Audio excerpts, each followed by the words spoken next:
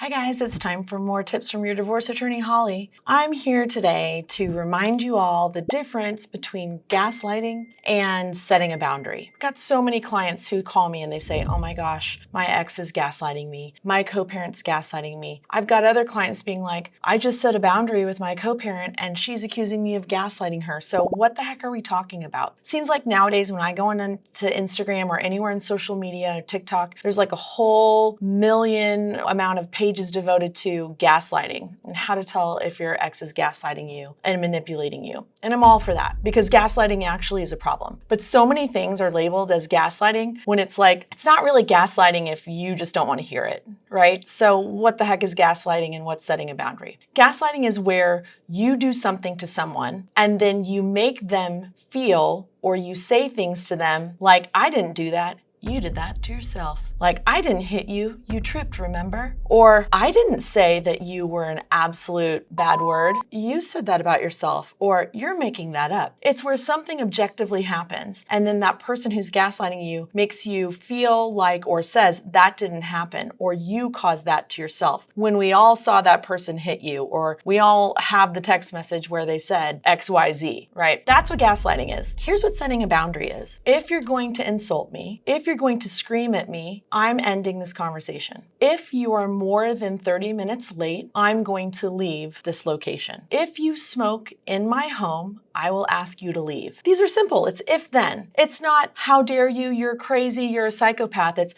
if you're going to continue to insult me, if you're screaming at the top of your lungs, if you're texting me terrible insults years and years and years and years and years and years after we broke up, I'm going to end this conversation until you're calmed down. That's not gaslighting. That's setting a boundary. So I want us to get this straight. Why? Because just because you're hearing something that you don't like doesn't mean that the other person's a gaslighter. And alternatively, if you did something, don't make another person feel like they did it to themselves. That's gaslighting. But let's just get these terms figured out and get this correct. And that way, you don't have to engage in a whole bunch of protracted text battles that go on for hours and hours. You can just say, uh-oh, I heard that the gaslight word, this person's not in reality right now. So I hope this helps.